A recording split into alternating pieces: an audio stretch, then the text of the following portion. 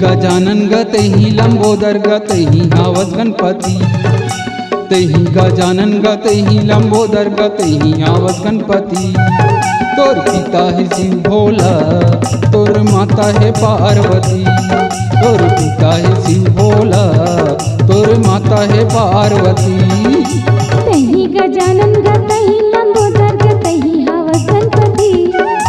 तेहि गजानन ग तेहि लंबोदर ग तेहि आवत गणपति। तोर पिता है शिव भोला, तोर माता है पार्वती। तोर पिता है शिव भोला, तोर माता है पार्वती।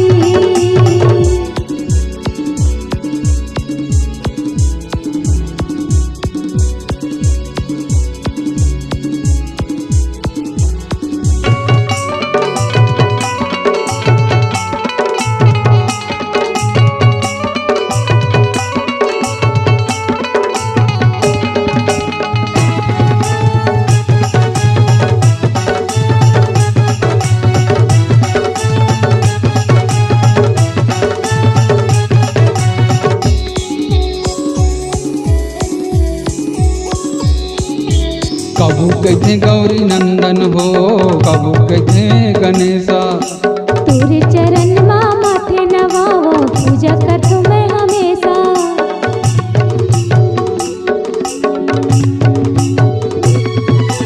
कबू कहते गौरी नंदन हो, कबू कहते गणेशा।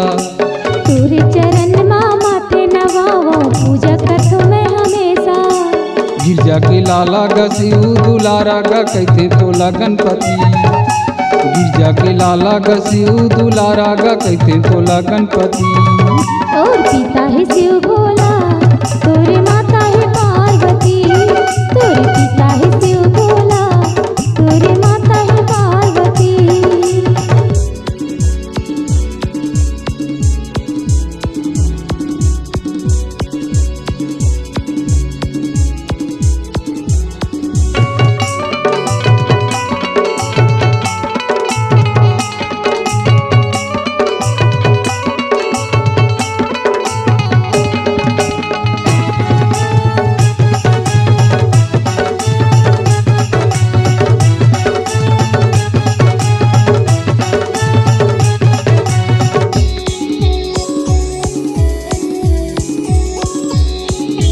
लड्डू के तू ही खवैया हो, मुसवा के हावे सवारी।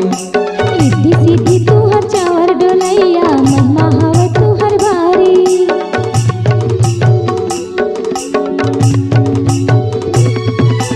लड्डू के तू ही खवैया हो, मुसवा के हावे सवारी। रिद्धि सिद्धि तू हर चावर डोलैया, महिमा हवे तू हर बारी। तेहि गजानन ग तेहि लंबोदर ग तेहि आवत गणपति। तेहि गजानन ग तेहि लंबोदर ग तेहि आवत गणपति।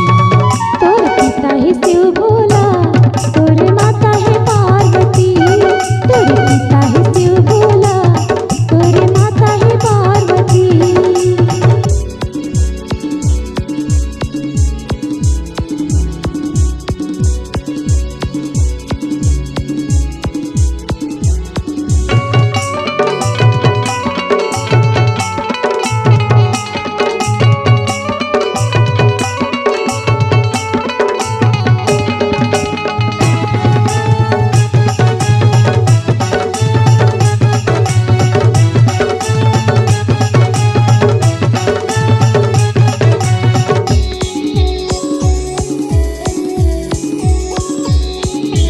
विघ्ना हरता तुमला कहते, अंधन के तू ही देवैया।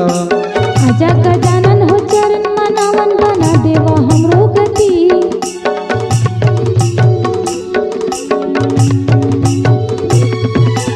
विघ्ना हरता तुमला कहते, अंधन के तू ही देवैया। आजा गजानन हो चरण मनावन, बना देवा हमरो गति। तेहि गजानन ग तेहि लंबोदर ग तेहि आवत गणपति। तेहि गजानन ग तेहि लंबोदर ग तेहि आवत गणपति। तोरे पिता है शिव भोला, तोरे माता है पार्वती। तोरे पिता है शिव भोला, तोरे माता है पार्वती। तेहि गजानन ग तेहि लंबोदर गा तेहि हावस गणपति। तेहि गजानन गा तेहि लंबोदर गा तेहि हावस गणपति। तोर पिता है शिव भोला, तोर माता है पार्वती। तोरे पिता है शिव भोला, तोरे माता है पार्वती। तोर पिता है शिव भोला, तोर माता है पार्वती। तोरे पिता है शिव भोला, तोर माता है पार्वती। तोर पिता है शिव भोला, तोर माता है पार्वती। तोर पिता है शिव भोला, तोर माता है पार्वती। अगर आप अपनी आवाज को एक नया आयाम देना चाहते हैं तो चले आइए मल्टी ट्रैक डिजिटल रिकॉर्डिंग के लिए संपर्क करें HK म्यूजिक कंपनी, कोटा डबरी, चांपा, छत्तीसगढ़। मोबाइल नंबर है 9329238487 और 8085380339।